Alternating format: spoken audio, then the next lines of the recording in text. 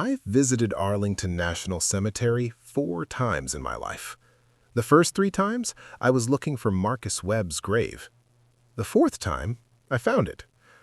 Sort of. Section 60 is where they bury the recent ones. Iraq, Afghanistan, the wars that don't make the news anymore but still fill graves.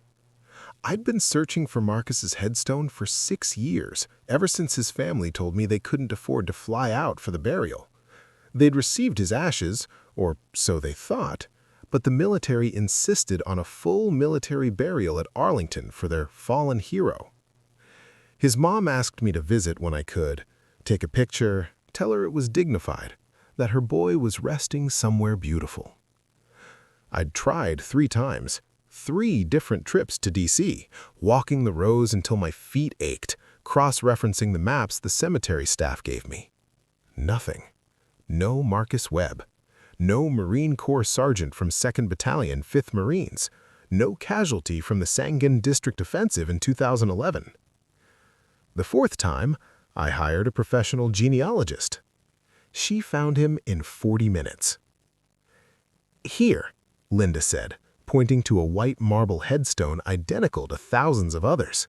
"This is your friend." I looked at the name carved into the stone.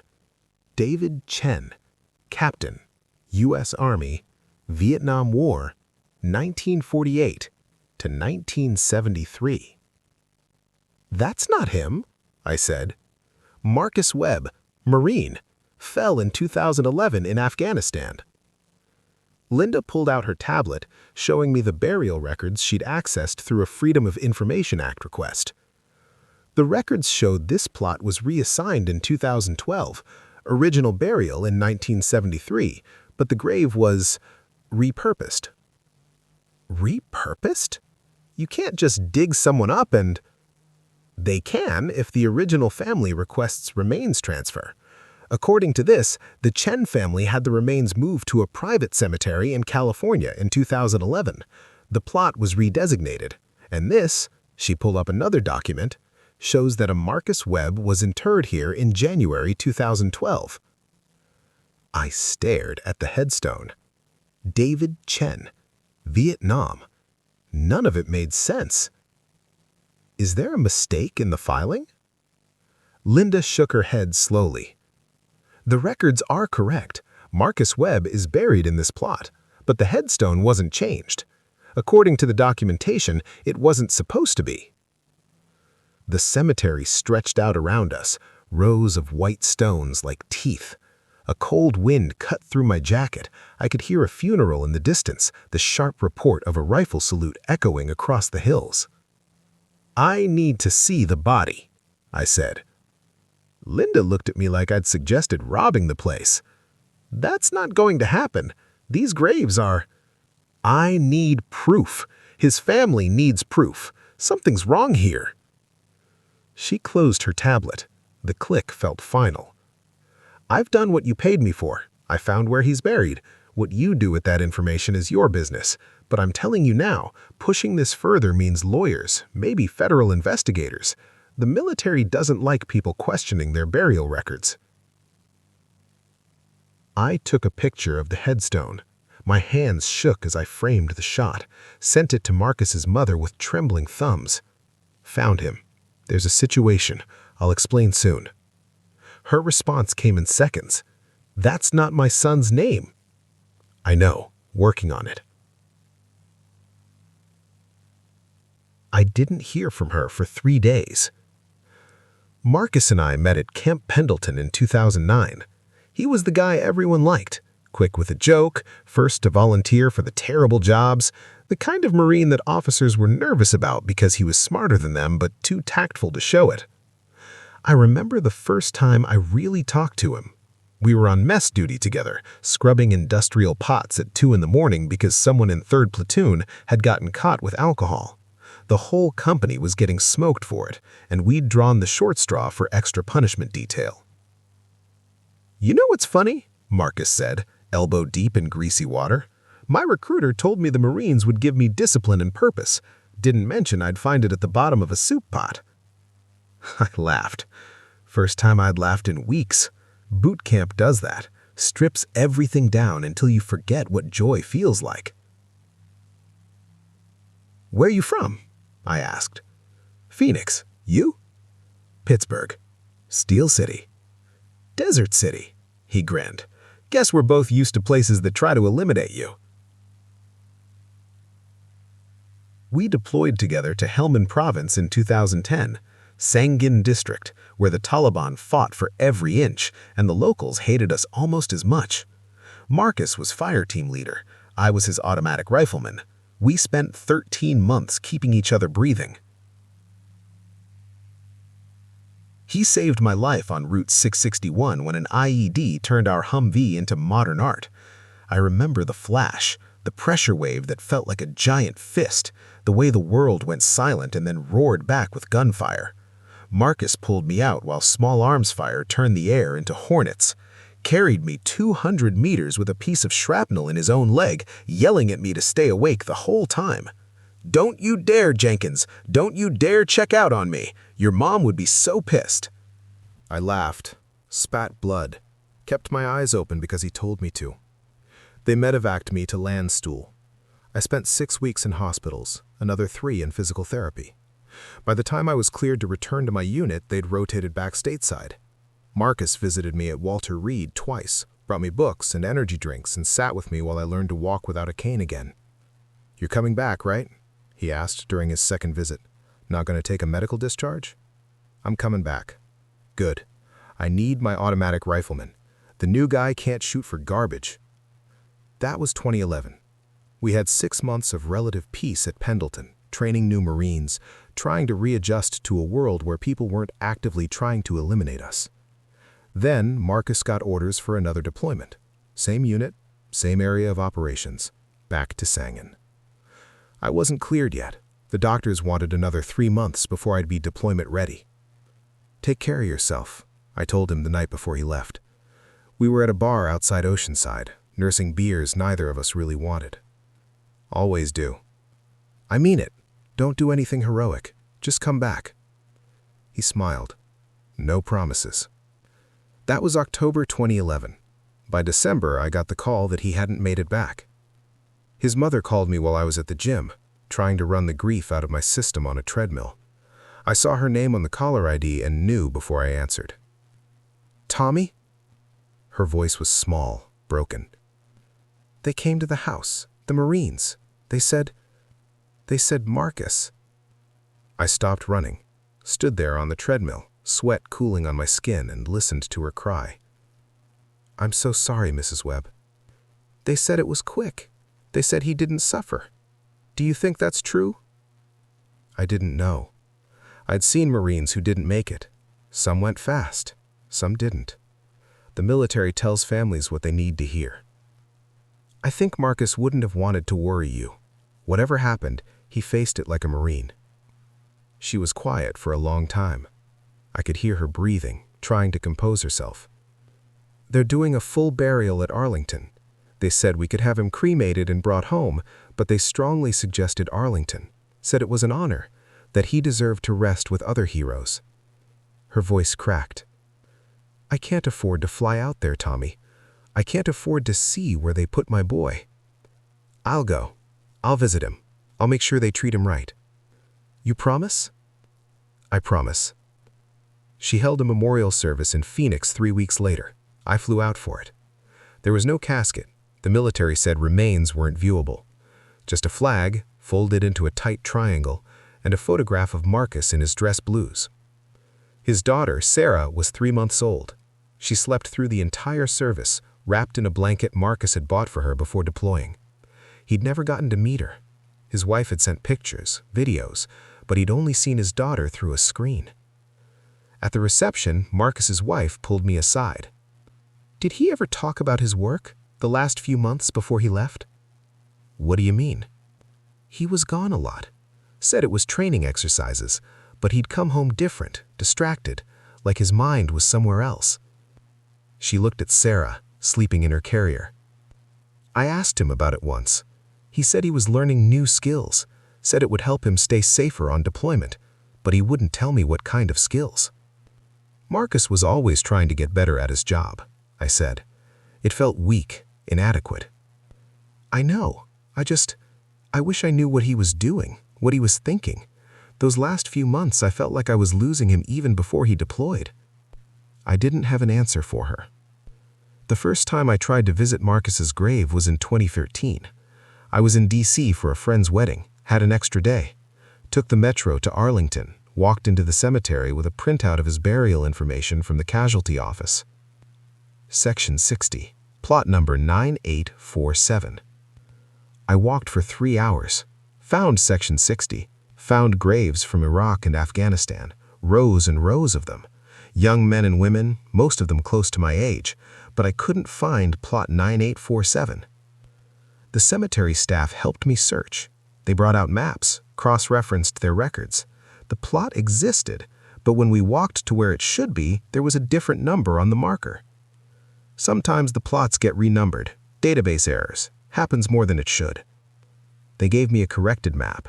I searched for another hour. Never found it. I went back in 2014. Same result. The plot number existed in the system, but I couldn't locate the physical grave. By 2015, I was starting to wonder if there'd been some kind of administrative error, if maybe Marcus wasn't at Arlington at all. But I'd called the casualty office twice, and they confirmed it every time. Marcus Webb, Section 60, plot 9847. The grave existed. I just couldn't find it. Before I tell you what I found in that envelope, if you're hooked on this story, hit that like button and subscribe. There are dozens more voices like mine here. And drop a comment with your country. I'm curious where all of you are listening from. That's when I hired Linda, professional genealogist specialized in military records. I'd found her through a forum for families trying to locate lost service members. "I've seen this before," she said when I explained the situation. "Burial records that don't match the physical location. Usually it's clerical errors, plots that got reassigned without updating the database. Sometimes it's more complicated." Complicated how? Sometimes families request privacy. Unmarked graves or graves listed under different information to prevent harassment. It's rare, but it happens. Marcus's family wouldn't have requested that. They want to know where he is. "Then we'll find him." She did, using access to records I didn't know existed. Property transfers, plot reassignments, cross-referenced burial authorizations. When she showed me the grave, David Chen's grave, I thought there'd been another mistake. That can't be right. But she showed me the paper trail. The Chen family requesting remains transfer in 2011, the plot being redesignated, the burial authorization for Marcus Webb in January 2012 assigned to the exact same plot coordinates. The headstone had never been changed. I stood there, staring at a stranger's name and tried to make sense of it. Linda left me alone after a while, professional enough to know when someone needed space. I sat on the grass next to the grave for an hour, watching funeral processions come and go, listening to rifle salutes echo across the cemetery. A few graves down, an older man was visiting. He had gray hair, cut military short, wore a leather jacket to spite the cold. He placed flowers on a grave, stood there with his head bowed for a long time. When he finished, he walked past me, then paused. "You know Chen?" "No, I'm here for someone else." "Funny place to leave flowers, then." He nodded at the bouquet I had brought, still clutched in my hand. I explained. Didn't know why. Something about his face made me trust him. He listened without interrupting, hands clasped behind his back. I could see a ranger tab tattooed on his forearm, faded green with age. "You think the military made a mistake?" he asked when I finished. "I don't know what to think." He looked at the Chen headstone for a long time. "Let me tell you something about Section 60. Every grave here has a story. Some of them, the stories are classified. Some of them, the stories aren't what they seem. And some of them, the stories are meant to be confused." "What does that mean?" "Means maybe you're asking questions someone doesn't want answered.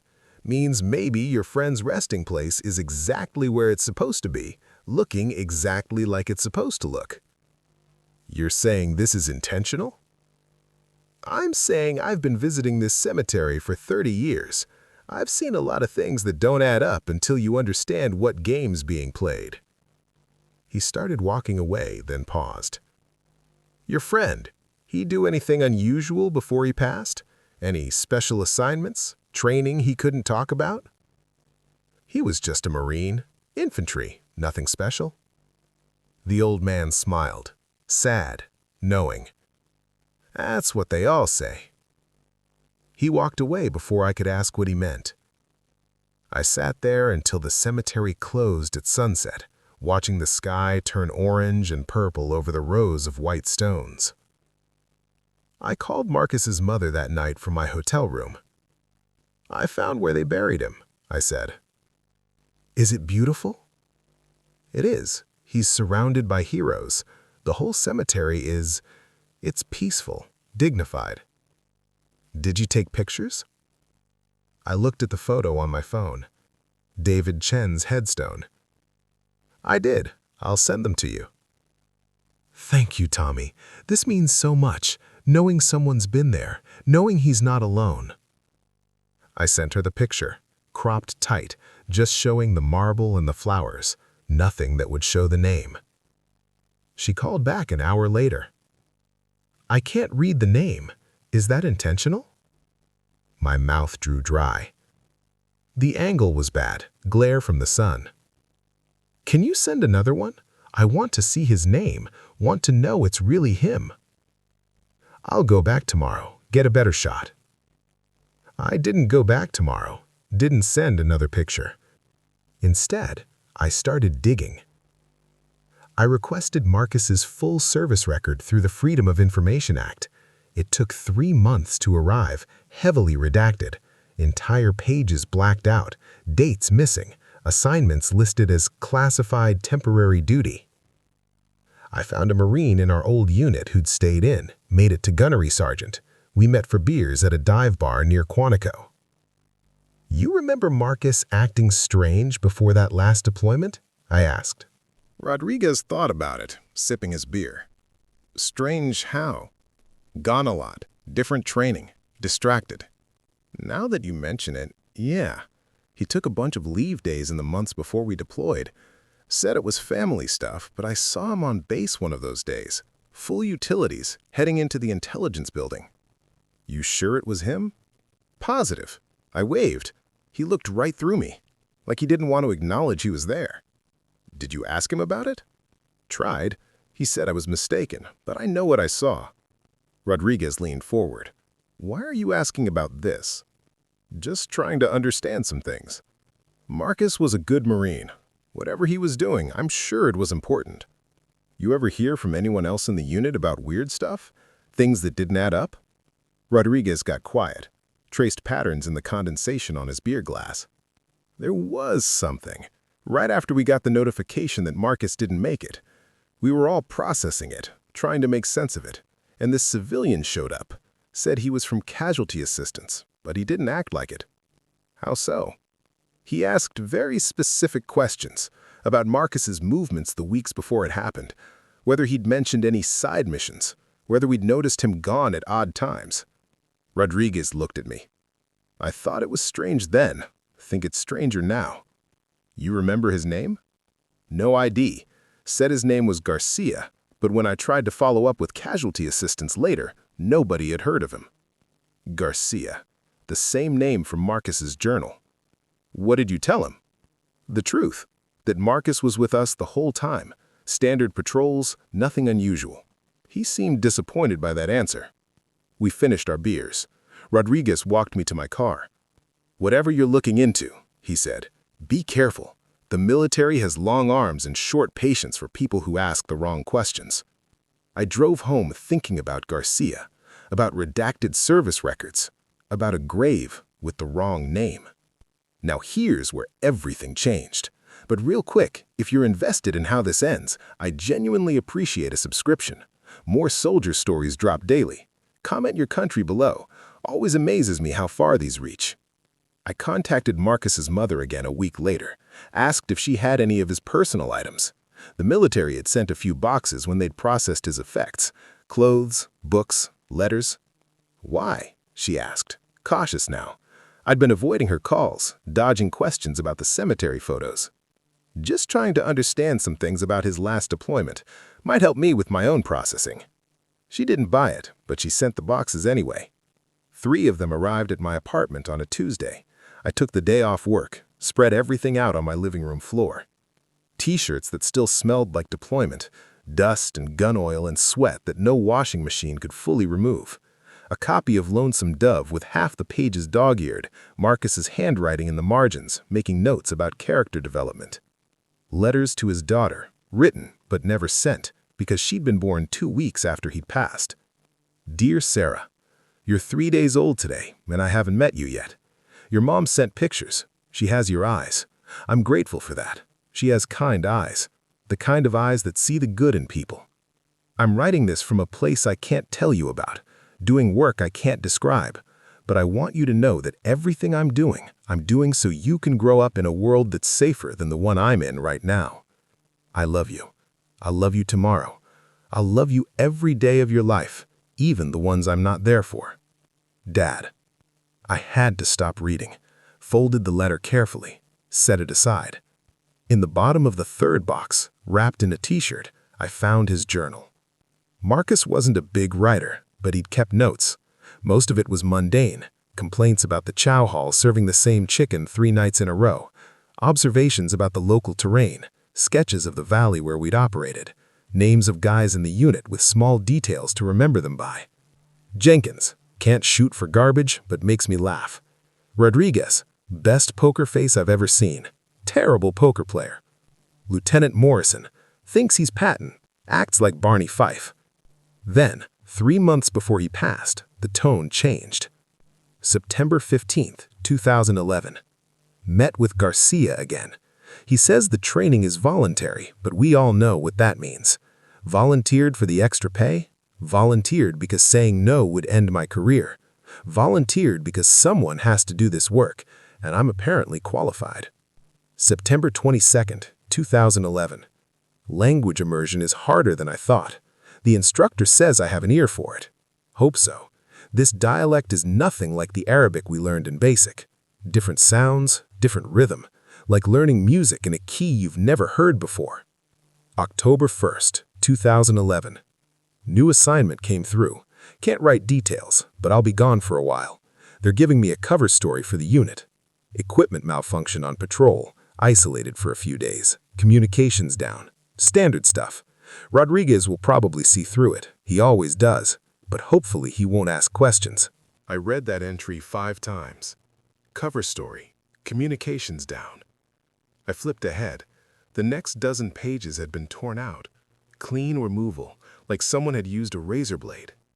The journal picked up again 6 weeks later, mid-November. November 18th, 2011. Back with the unit.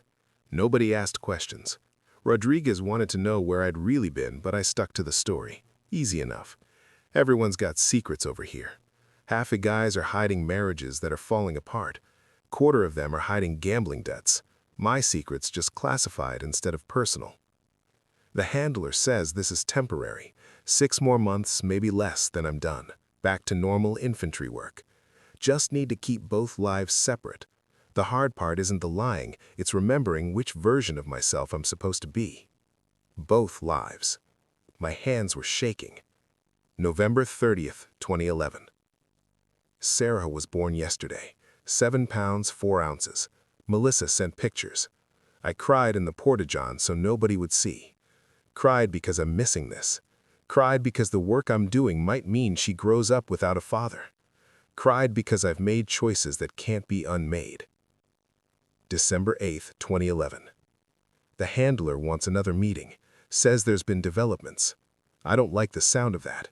In this work, developments usually mean something's gone wrong. The last entry was dated 3 days before his official casualty date. December 15th, 2011. If something happens to me, I need Sarah to know this wasn't what it looked like. I wasn't just infantry. I wasn't just a Marine. I did something that mattered, something that might save lives. Tell her I can't tell her what, but tell her it mattered. Garcia says the risk is acceptable. Easy for him to say. He's the one with his actual name on anything. He gets to be a ghost. I have to be a person pretending to be a ghost pretending to be a person. The identity they've given me feels like a coat that doesn't fit right, but I'll wear it, because someone has to. I sat on my apartment floor, surrounded by my dead friend's belongings, and tried to piece together a story that made sense. Marcus had been pulled for special assignment, language training, a handler named Garcia, cover stories within his unit. 2 lives. He'd been working for someone, doing something that required a false identity, a false narrative. And when he'd passed, they'd buried him under the wrong name. Not a mistake, a continuation. But a continuation of what? I called Marcus's wife the next day.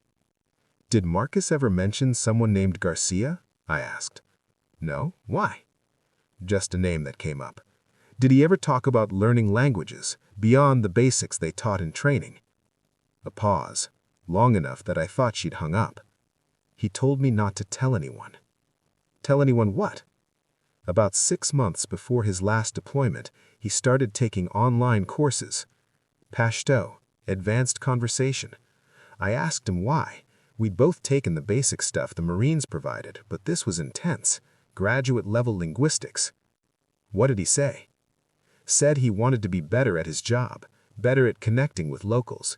He was good at languages, picked them up faster than anyone I knew. He said it made him feel useful, like he was contributing something beyond just being another rifle. Did he ever mention where he was using these skills? No, but he'd come home sometimes with dirt under his fingernails that wasn't Pendleton dirt. Finer, different color. And once I found a notebook in his gear. Maps of places I didn't recognize. Tribal regions, I think. When I asked about it, he said it was for a field exercise. Do you still have that notebook? I gave everything to his mother. It might have been in one of the boxes. I went through all 3 boxes again, found the notebook tucked into a copy of Gates of Fire.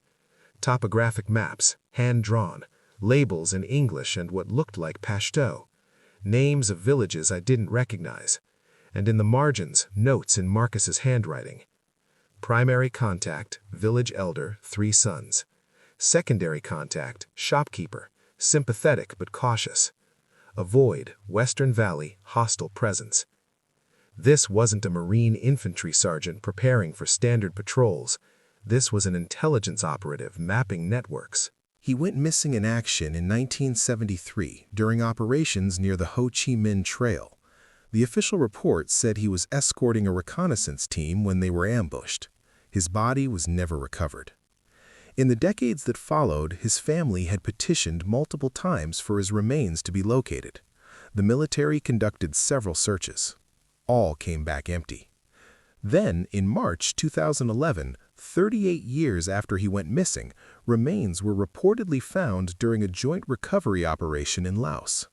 DNA tested, confirmed as David Chen through mitochondrial DNA analysis. The remains were returned to his family in November 2011. Marcus's last deployment began in February 2011. The Chen family requested remains transfer from Arlington to a private cemetery in San Jose in November 2011. Marcus was reported as a casualty in December 2011. The timing was surgical, too precise to be coincidence. I found a phone number for David Chen's sister through public records. She was 76, living in Sacramento. I called 3 times before she answered. "I'm calling about your brother," I said. "David? You're about 40 years too late for condolences, young man. I'm trying to understand what happened with his remains, the transfer in 2011. The silence on the line stretched so long I thought she'd hung up. Who is this? My name is Tommy Jenkins. I'm a Marine veteran. I served with someone who might have been connected to your brother's case. Connected how? I'm not sure yet. That's why I'm calling. Another pause. I could hear her breathing, considering. David's remains were never found, she said finally. I don't know who's buried in that grave in San Jose, but it's not my brother. The military said they had DNA confirmation. The military said a lot of things. They said David was never in Laos, then they said he was. They said his remains were unrecoverable, then they found them. They said the DNA was a perfect match, but they wouldn't let us see the body, wouldn't let us have an independent analysis. Her voice hardened. You ask me, someone wanted that grave empty. Someone wanted to close a file that should have stayed open. Why would they do that? Because my brother wasn't just a soldier, he was a spy. And spies don't get to come home even after they pass. They get to keep serving. The words hung in the air between us. What do you mean, keep serving? I mean my brother built relationships with people in Southeast Asia, people who trusted him, people who provided intelligence. When he went missing, those relationships didn't end. Someone had to maintain them. Someone had to be David Chen, even if David Chen was gone. That's not possible, isn't it? You think the CIA stops running operations just because one person goes away? You think they throw away years of built trust because of bad luck in a jungle? She laughed, bitter. My niece wanted to believe those were David's remains. She needed closure, so she accepted what the military told her, but I know better. Can I have her contact information? Why? Because I think someone else is buried under your brother's name at Arlington, and I think it's connected to why they needed your brother's plot empty. She gave me the number. Jennifer Chen worked as a software engineer in Mountain View. We met at a coffee shop near her office on a Saturday morning. She was 48, dressed in jeans and a Stanford sweatshirt, carrying a tablet and a sadness that seemed permanent. My aunt thinks my Uncle David is dishonored, she said before I could even sit down. But I needed to believe he came home, even if it wasn't real. You don't think it was real? I don't know what to think anymore. She pulled up files on her tablet. The DNA report was classified. I never saw the actual data, just the notification that remains had been positively identified through mitochondrial DNA analysis. They sent a flag, a headstone, and a box we weren't allowed to open. Why couldn't you open it? They said the remains were too degraded, that it would be traumatic, that we should remember Uncle David as he was, not as what 3 decades in the jungle had done to him. She looked out the window. We had a full military burial at a cemetery near my house. Quick, efficient, done. Nobody from the military attended except the honor guard. Did anyone talk to you about the grave at Arlington? A colonel called. He was very polite, very professional, said the family could choose to keep Uncle David at Arlington or transfer him to a private cemetery. He strongly suggested the transfer, made it sound like Arlington was for active duty casualties, and since Uncle David had been gone so long, a private cemetery would be more appropriate for family visits. And you agreed. My mother had just passed. I was executor of her estate, dealing with her affairs, trying to process my own grief. A military colonel was telling me this was the right thing to do. Of course I agreed. I was 29. I didn't know how to push back on a colonel. I showed her the picture of Marcus's grave, David Chen's headstone. She stared at it for a long time. Her hands started to shake. That's where they buried Uncle David in 1973. I visited once when I was a kid. My mom took me. We couldn't go to Vietnam, couldn't visit where he went missing, so we visited his grave at Arlington. I remember standing in front of that exact headstone. Your uncle's remains were transferred in 2011. This plot should have been empty. Should have been. Unless someone needed a grave that already existed, a headstone that wouldn't raise questions, an identity that was already buried. She set the tablet down. Who's really in that grave? A Marine named Marcus Webb, my best friend. He was working on something classified when he passed, something that required a cover identity that would last beyond his time serving. Like Uncle David. Exactly like Uncle David. She was quiet for a long time. Outside, people walked past with their morning coffee, their dogs, their normal Saturday routines. Inside, we sat with the weight of something too big to fully process. About 6 months after the burial, Jennifer said, I was going through Mom's things. Found letters from Uncle David, dozens of them, from Vietnam and before. There was one from Laos. He wasn't supposed to be in Laos. The operations there were classified, but he'd written to my mom anyway. hidden the letter inside a birthday card so the mail sensors wouldn't catch it. What did it say? That if anything happened to him, his work would continue. That the identity he'd built would protect people. That the relationships he'd formed mattered more than he did. She pulled out her phone, scrolled through photos, showed me an image of a letter. He said sometimes the best way to honor the fallen is to let them keep serving. The words hit me like a fist to the chest. Did you tell anyone about the letter? I told the colonel when he called to confirm the burial arrangements. I don't know what I thought. That maybe Uncle David's work was finally being recognized. That maybe someone cared about what he'd done. She laughed, but there was no humor in it. The colonel got very quiet, asked me to mail him the letter for archival purposes, said it was part of Uncle David's service record, that it belonged in the official files. Did you? I sent it. Never got it back. Never heard from the colonel again. I didn't even keep a copy, just took that picture on my phone. She looked at the image on her screen. Do you know what the worst part is? I think Uncle David would have wanted this, would have wanted his identity to keep working, to keep protecting people. But nobody asked us. Nobody gave us a choice. We sat there for another hour. She told me stories about her uncle, the birthday presents he'd send from overseas, always books about languages and cultures, the way he'd write letters in different languages, teaching her phrases in Mandarin and Vietnamese, how her mother had kept every letter, organized them chronologically, hoping one day he'd come home and they could read them together. She never got that, never got closure, just died wondering where her brother really was. I understood that grief. Marcus's mother was living the same uncertainty, just with a different name on a grave she couldn't afford to visit. When I left, Jennifer walked me to my car.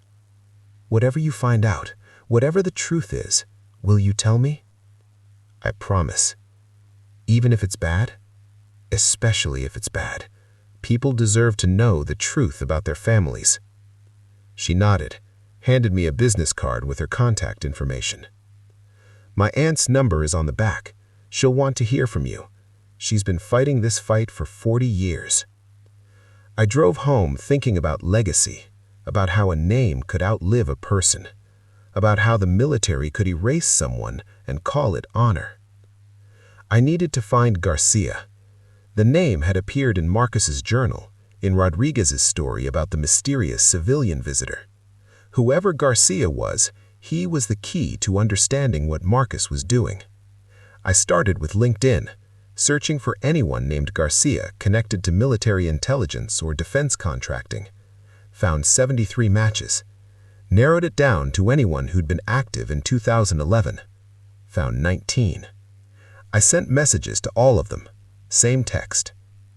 Need to talk about David Chen and Marcus Webb. I know about the other work. 16 ignored me. 2 said they didn't know what I was talking about.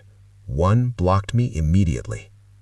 The 19th responded 3 hours later. Who is this? Tommy Jenkins. I served with Webb. I found his grave. 5 hours passed. Then, Vietnam Memorial. Tomorrow, 2 p.m. Come alone. I arrived early, like any Marine would.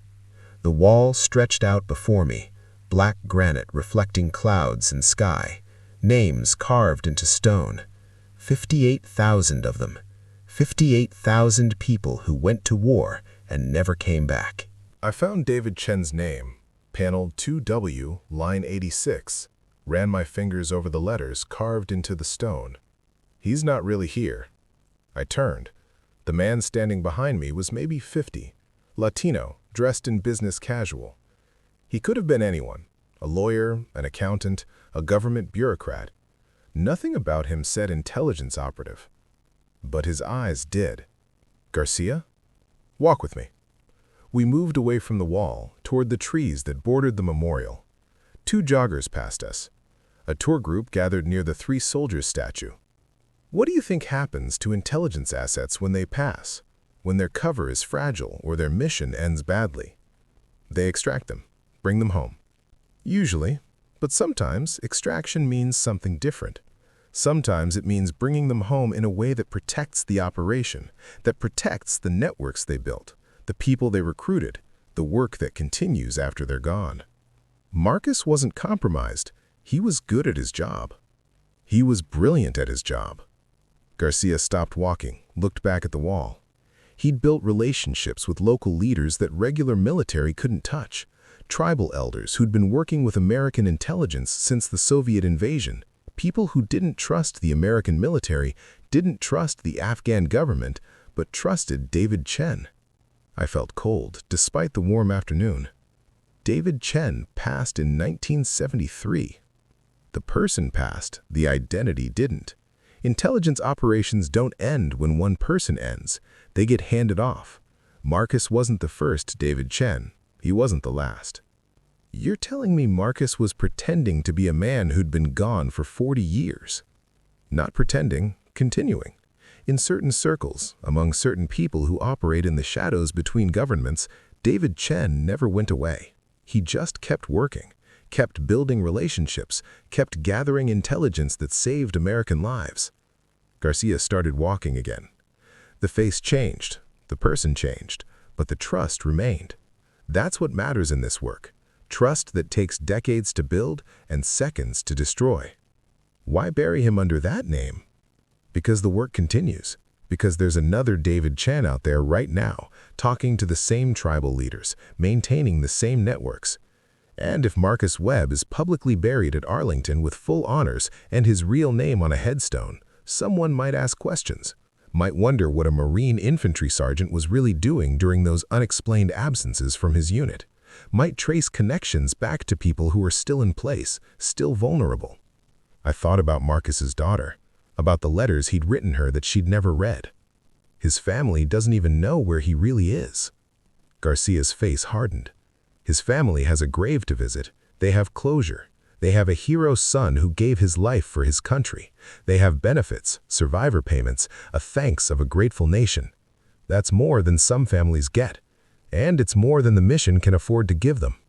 That's not right. No, it's not. But it's necessary.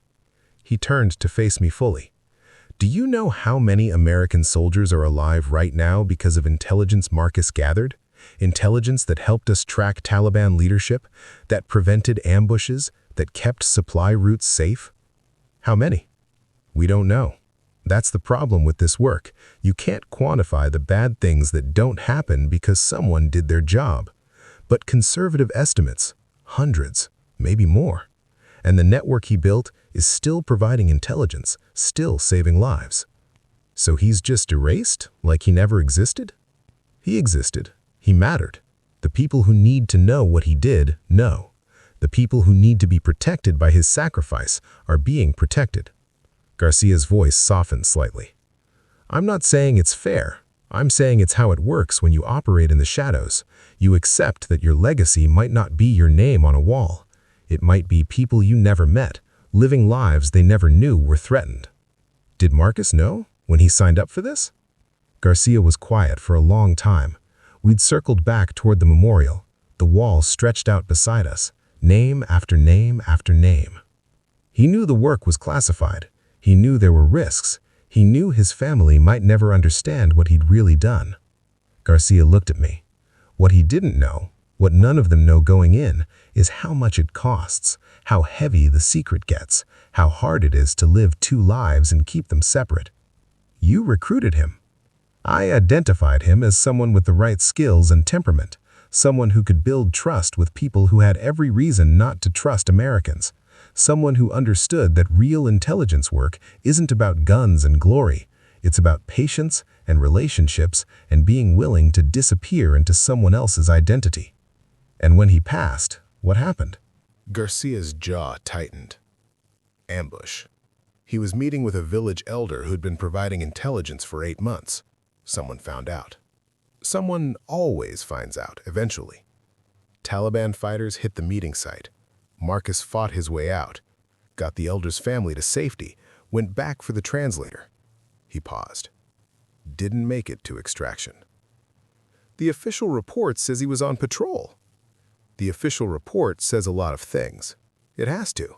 If we reported what really happened, we'd expose the elder's family, the translator's family, every person who'd ever helped David Chen. They'd all face consequences for working with us. Their villages would suffer. The network would collapse. So you lied. We protected the people he gave his life protecting. We honored his sacrifice by making sure it wasn't wasted.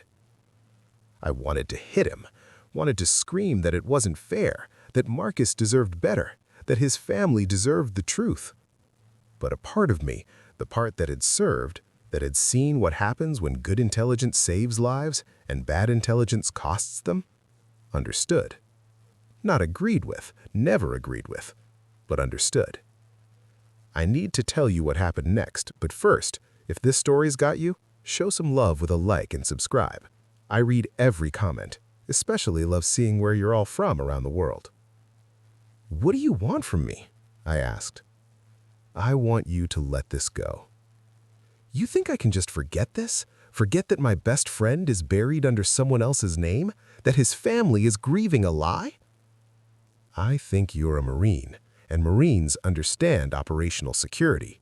They understand that some things stay classified for good reasons. Garcia pulled out his phone, showed me a photograph. Tribal elders sitting with a younger man I didn't recognize. This is last month, northern Afghanistan. That's the current David Chen. He's negotiating with the same families Marcus worked with, building on the relationships Marcus started. I don't care. You should, because if you expose this, if you go to the press, if you go to Marcus's family with the full truth, you put that man in danger. You put every source he's working with in danger. And you accomplish what? Give his mother the truth? A truth that will hurt her more than the lie? She deserves to know. Does she? Or do you just want to feel like you've done the right thing, regardless of the cost to people you'll never meet? The words hit harder than I wanted to admit. I promised her I'd find him. I'd make sure he was resting somewhere dignified. And you did. You found him. He's at Arlington, surrounded by heroes, in a cemetery that represents the sacrifices that protect this country. The only thing that's different is the name on the stone. But the man underneath, that's Marcus. That's your friend.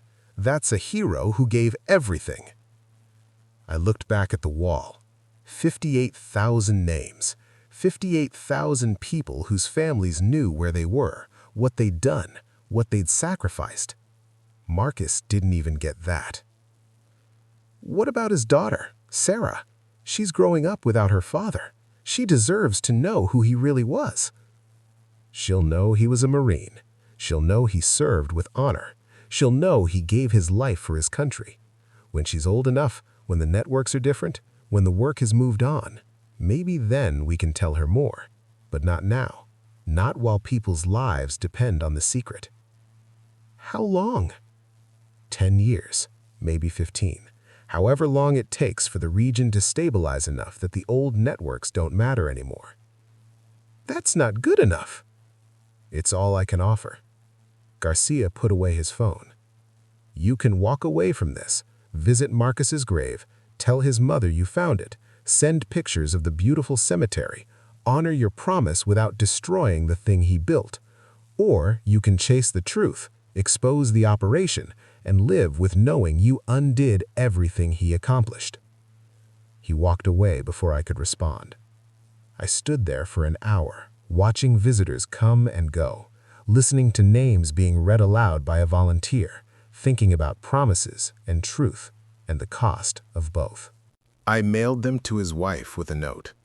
These are from Marcus. He wrote them for Sarah, for when she's older.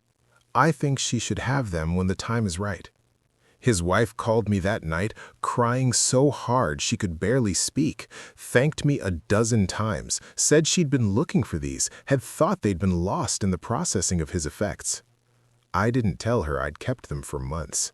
Didn't tell her I'd debated whether to send them at all, worried they might raise questions I couldn't answer. I just said Marcus had loved his daughter more than anything, that every word he'd written proved it. That was true, at least. A month later, I got a letter, no return address, postmarked from Virginia. Inside was a single sheet of paper, typed. The work Marcus started is bearing fruit. Relationships he built are saving lives. Intelligence he gathered is protecting soldiers currently deployed. His contribution continues. You had questions, you deserved answers, but those answers would compromise what he gave his life to protect. He chose this. He knew the cost. He believed it was worth it. We hope you do too. The network he built has prevented 3 major attacks in the past 6 months. The translator he saved is still providing intelligence. The elder's family is still cooperating with coalition forces. None of this would be possible if the truth were exposed. You kept your promise to Marcus's mother. You found him. You made sure his resting place was honored. And you protected what he built by choosing not to destroy it. That takes strength. It takes sacrifice. It takes the same kind of courage Marcus showed every day. Thank you for being his friend. Thank you for honoring his choice. He would be proud. I burned the letter in my kitchen sink, watched the paper curl and blacken, the words disappearing into ash. Not because I was scared, because I understood. Some truths don't set you free. They just give you something new to carry. Marcus had carried David Chen's identity. David Chen had carried someone else's before him. Someone else was carrying it now. And I was carrying the weight of knowing that my best friend's grave was a lie that protected a truth I'd never fully understand. I visit Arlington once a year now, always on Marcus's birthday, June 15th. I bring flowers, sunflowers, because those were his favorite. Place them on a grave marked with another man's name. David Chen, Captain, U.S. Army, Vietnam War, 1948-1973. But it's not David Chen. It's Marcus Webb, Sergeant, United States Marine Corps, Afghanistan, 1985-2011. It's my best friend who saved my life on Route 611, who carried me 200 meters through fire, who made choices I still don't fully understand. I tell him about Sarah sometimes, about how she's growing up. Her mother sends me pictures occasionally. Kindergarten graduation, first day of school, her 8th birthday party last year. She looks like Marcus. Same eyes, same smile that makes you trust her before she even speaks. She asks about her father sometimes, her mother tells me. Wants to know what he was like. Her mother tells her he was brave, that he served with honor, that he gave his life protecting others. All true, all incomplete. When Sarah turns 18, I'll give her the journal, the one Marcus kept with the entries about language training and cover stories and living 2 lives, the one that ends with him hoping she can forgive him. Maybe by then the networks will have changed enough that the truth won't cost lives. Maybe by then I'll have figured out what to tell her about the grave I visit every year, the one with the wrong name that marks the right man. Or maybe I'll do what I've done for the past 7 years. Show up, place flowers, sit on the grass and talk to a headstone that doesn't bear his name, and carry the weight of a secret that gets heavier every year. Because that's what you do for the people who carried you. Even when you're not sure it's the right thing. Even when you're not sure there is a right thing. I think about the promise I made to Marcus's mother, to find him, to make sure he was resting somewhere beautiful. I kept that promise, but I broke the larger promise, the one I'd made to myself, to always tell the truth, to always honor the fallen by speaking their names. Marcus's name isn't on his grave, isn't in any public record of what he really accomplished, isn't on any wall of honor or memorial to the intelligence operatives who give their lives in shadows. He's erased by design, by necessity, by the same system he chose to serve. And I'm complicit in that erasure by choosing to stay silent, by choosing to protect the operation instead of the memory. Some days I'm at peace with that choice. I think about the lives saved, the networks protected, the ongoing work that Marcus's sacrifice enabled. Other days, I wonder if we've built a system where the only way to honor someone is to erase them, where the ultimate sacrifice isn't just giving your life, but giving your name, your identity, your chance to be remembered? I don't have an answer. All I have is a promise I keep every year. Flowers on a grave. A quiet conversation with a friend who can't answer back, and the weight of knowing something I can never tell. Last year, on what would have been Marcus's 38th birthday, I brought Sarah to the cemetery. She was 12, old enough to handle it, I thought. Her mother had agreed, said Sarah needed some connection to her father beyond pictures and stories. We walked through Section 60 together. I showed her the rows of white stones, the names of Marines who'd served in Iraq and Afghanistan, told her about the sacrifices, the courage, the cost of protecting freedom. She was quiet, taking it all in. "Where's my dad?" she asked finally. I led her to the grave, watched her read the name on the headstone. "That's not him," she said. "I know, it's complicated." "Why?" I knelt down next to her, looked at this young girl who had her father's eyes, her father's smile, her father's way of cutting through nonsense to ask the real questions. "Your dad did work that had to stay secret, work that protected a lot of people. And sometimes when people do that kind of work, things get mixed up. But this is where he is. This is where we come to remember him." "Did you know him? Really know him?" "I did. He saved my life once, carried me when I couldn't walk, made me laugh when I wanted to give up." My voice caught. "He was the best friend I ever had." Sarah placed her hand on the headstone, traced the carved letters, a stranger's name, a stranger's service. "My mom says he was a hero. Is that true?" "Yes." "Even though his name's not on the stone?" "Especially because his name's not on the stone." She looked at me, trying to understand. 12 years old, trying to make sense of a truth too complicated for adults to fully process. "I wish I'd met him," she said quietly. "I wish you had too. He would have loved you so much." We sat there for an hour. I told her stories about Marcus, the funny ones, the ones that showed who he was without revealing what he'd done. About mess duty at 2 in the morning, about how he'd smuggle extra desserts from the chow hall to share with the younger Marines, about how he could make anyone feel like they mattered with just a conversation. When we left, Sarah took a picture of the headstone, asked if she could come back sometime. "Anytime you want, I'll bring you." In the car, she was quiet for a long time. Then, "Uncle Tommy, can heroes be sad?" "What do you mean?" "In the movies, heroes are always happy. They save people and everyone cheers. But that doesn't seem real." "No, it's not real. Real heroes carry weight. They make hard choices. They give up things they shouldn't have to give up." I glanced at her in the rearview mirror. "Your dad was a real hero, which means he carried weight, which means he made sacrifices that probably hurt, but he did it anyway because he believed it mattered." "Did it matter?" "Yes, it still does." She nodded, looked out the window at the cemetery receding behind us. "I'm glad you knew him, so someone can tell me the truth." I didn't respond, couldn't trust my voice.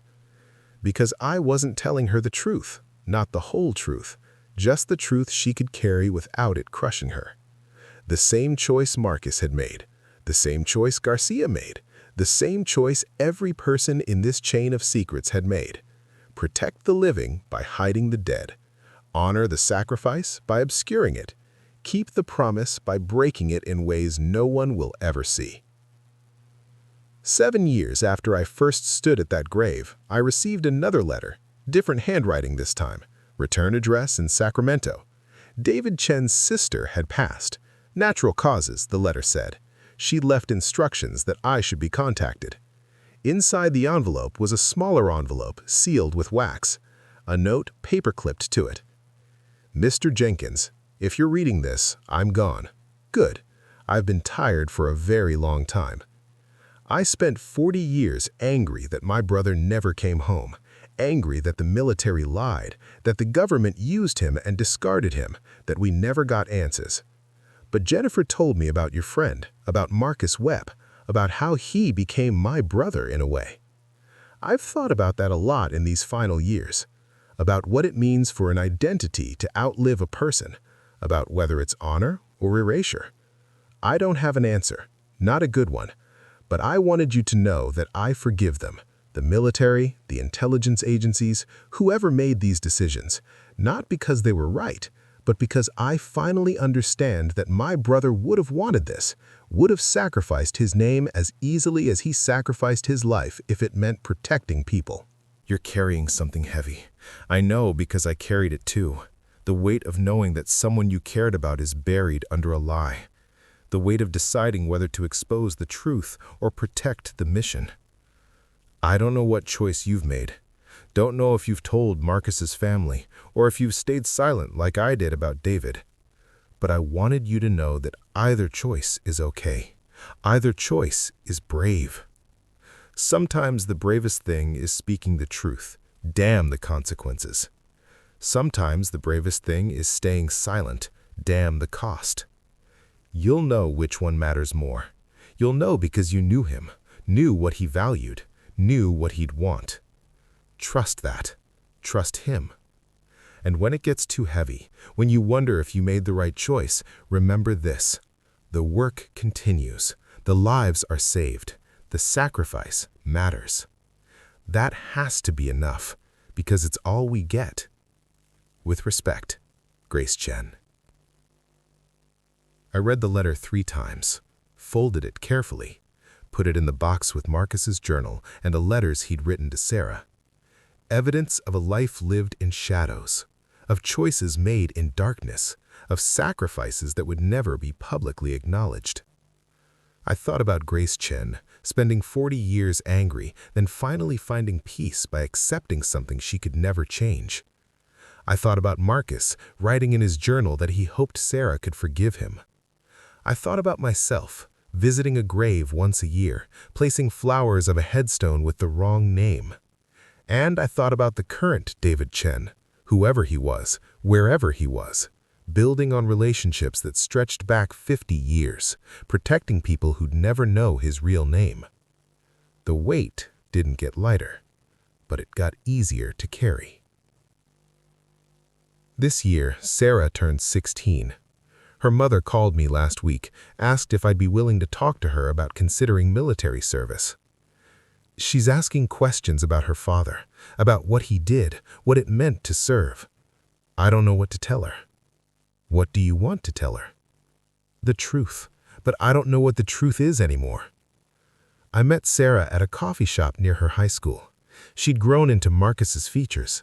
Same thoughtful expression, same way of watching people that made you think she saw more than she should. Your mother says you knew my dad better than almost anyone, she said.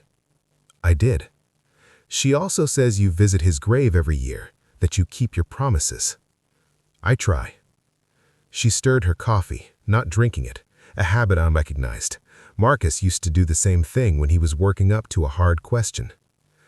I've been reading his letters, the ones he wrote to me before he passed. They're beautiful, but they're also, she paused, searching for the word, careful, like he was holding something back. Your father was a private person. No, that's not it. It's like he wanted to tell me something but couldn't, like there was this whole part of his life that the letters dance around without ever touching. I sipped my coffee, bought time to think. What do you want to know?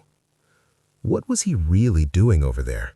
My mom says he was infantry, but infantry guys don't write like that, don't talk about patrols and firefights and staying alive. She was too smart, just like her father. Your dad did more than one kind of work. I know. I just don't know what kind. She looked at me directly. And I think you do. I sat there, looking at the 16-year-old girl who deserved the truth about her father, and thought about all the reasons I couldn't give it to her. The network still running, the people still in danger, the operational security that had kept hundreds of soldiers alive. But I also thought about Marcus's journal entry, about how he'd wanted Sarah to know it mattered, that he'd done something worth the cost. Your father was brave, I said finally. Not just in combat, in other ways. He built relationships with people who didn't trust Americans. He learned their language, understood their culture, became someone they could talk to. And the information he gathered saved lives. Intelligence work. Yes. Why didn't anyone tell us? Because the work didn't end when he did. Because the relationships he built are still protecting people. Because telling the truth means putting those people in danger. She processed this for a long time. I could see her father in the way her eyes moved, calculating, understanding. The grave you visit every year, the one with his name on it. Yes? That's not really his name on the stone, is it? I felt my heart stop. What makes you say that? Because you've never shown me a clear picture of the headstone. Because my mom has never seen it. Because when I asked about visiting, you always said, when you're older. She leaned forward. And because I'm not stupid, if my father was doing intelligence work that had to stay secret, they wouldn't put his real name on anything that might expose it. I sat back, looked at this girl who just unraveled 7 years of careful silence in 3 minutes. When did you figure this out? About a year ago, but I wanted to see if you'd tell me the truth. And now? Now I'm asking you to. I thought about Garcia's warning, about the lives that depended on secrecy, about the promise I'd made to protect the mission. But I also thought about Marcus's journal, about Grace Chen's letter, about the weight of carrying secrets that get heavier every year. The name on your father's grave is David Chen, Captain, U.S. Army, Vietnam War. He passed in 1973 in Laos. Sarah didn't look surprised. But my father is buried there. Yes. Why? So I told her. Not everything. Some operational details had to stay classified. But I told her about the identity that outlived the person. About how David Chen had been maintained across generations. About how her father had become David Chen to protect networks that saved lives. About how his sacrifice wasn't just giving his life, but giving his name. She listened without interrupting. When I finished, she was quiet for a long time. Does my mom know? No. Are you going to tell her? I don't know. What do you think I should do? She considered it. 16 years old, being asked to make a decision that would change how her family understood her father's sacrifice. I think my mom needs to keep believing that my dad's grave has his name on it, that when she thinks about him resting at Arlington, she can picture his headstone with Marcus Webb carved into it. Sarah looked at me.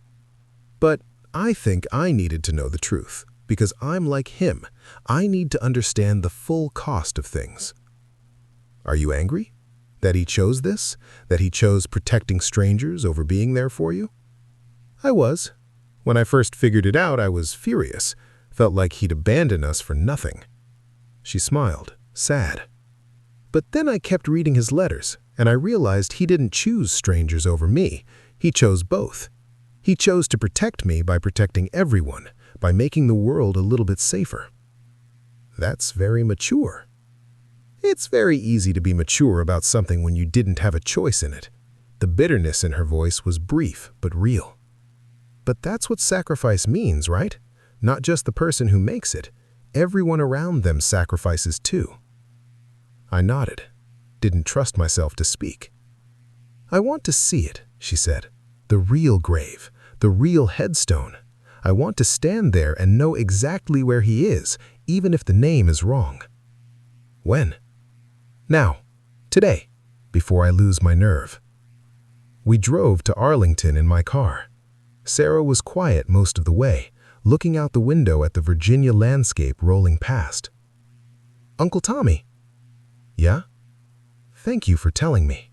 I know it wasn't easy. Your father would want you to know. He wrote that in his journal, that he hoped someday you'd understand.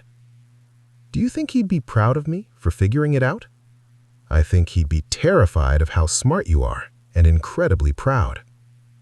We walked through Section 60 together. I'd been here so many times the path was automatic. Past the rows of white stones, the names and dates and ranks, the flowers left by people who remembered. We stopped at the grave. David Chen, Captain, U.S. Army, Vietnam War, 1948-1973. Sarah knelt down, placed her hand on the stone. "Hi, Dad. It's Sarah, your daughter. I know that's not your name on the stone. I know why, and I understand."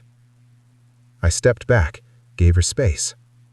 She talked to the grave for 20 minutes, told Marcus about school, about her friends, about the boy she liked who played guitar, about how she was thinking about joining the military, maybe doing intelligence work like he did, about how she wished she'd known him but was grateful for the letters, about how she forgave him for not being there. When she finished, she stood up, wiped her eyes. "I'm glad we came." "Me too." On the drive back, she asked one more question. "The current David Chen, the person doing the work now, do you know who they are?" "No." "But they exist?" "Yes." "Good." She looked out the window. "Then it wasn't for nothing. The sacrifice, it's still protecting people." "It is." "That has to be enough." I heard Grace Chen's words in Sarah's voice. The same conclusion reached across generations. That has to be enough. Because it's all we get. A year later, Sarah enlisted in the Army. Her mother called me, crying, asking if I'd tried to talk her out of it. "She's so young. She has her whole life ahead of her. Why would she choose this?" "Because she's Marcus's daughter, and she wants to serve something bigger than herself." Sarah went to basic training, then advanced individual training for intelligence analysis. She was a natural, picked up languages quickly, understood cultural nuances, built rapport easily. Just like her father. She wrote me letters during training, never mentioned David Chen, never mentioned the truth we shared. But I could read between the lines. She was preparing herself for the same kind of work Marcus had done, the same kind of sacrifice. I wanted to tell her not to, wanted to explain that the cost was too high, that she'd already given enough by growing up without a father. But I understood why she was doing it. She was completing something he'd started, honoring him by continuing the work that had mattered more than his own name on a grave. Who was I to stop her? On what would have been Marcus's 42nd birthday, I visited the grave alone, brought sunflowers, like always, sat on the grass and talked to a headstone that didn't bear his name. "Your daughter's following in your footsteps," I said. "She knows the truth now, figured it out herself because she's just as smart as you were, just as stubborn." The cemetery was quiet, except for the wind in the trees. I don't know if I did the right thing telling her. Garcia would probably say I compromised operational security, but she deserved to know. Deserved to understand what you really did. A funeral procession passed in the distance. Another flag, another family, another sacrifice. She forgives you, by the way, for not being there, for choosing the work. She understands it now, understands that you were trying to protect her by protecting everyone. I sat there for an hour, like I did every year, watching clouds move across the sky, listening to the quiet dignity of thousands of graves. Before I left, I placed my hand on the headstone.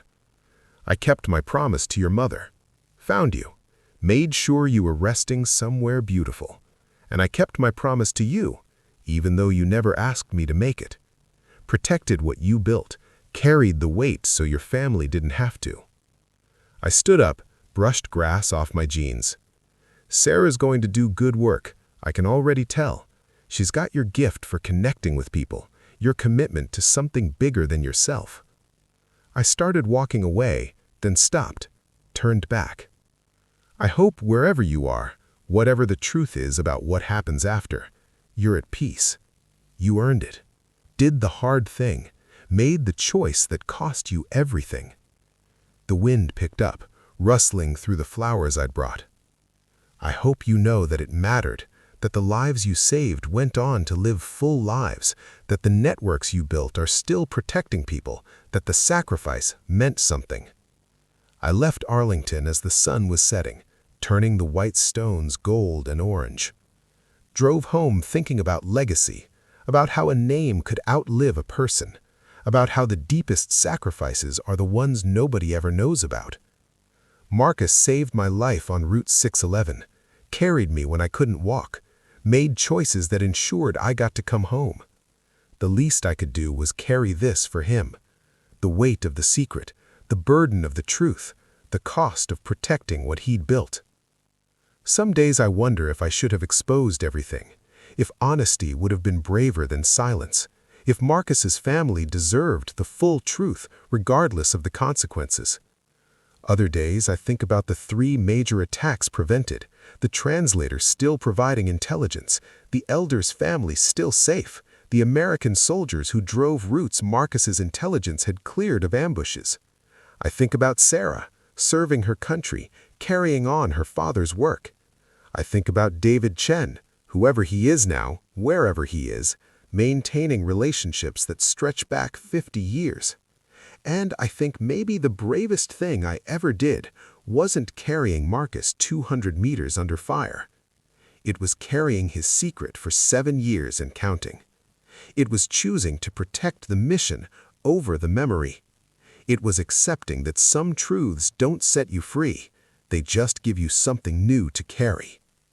I still visit once a year, still bring sunflowers, still place them on a grave with the wrong name.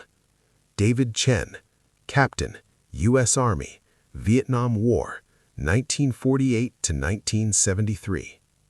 But it's Marcus Webb who rests there, my brother, my friend, the man who saved my life and asked for nothing in return except that I keep breathing.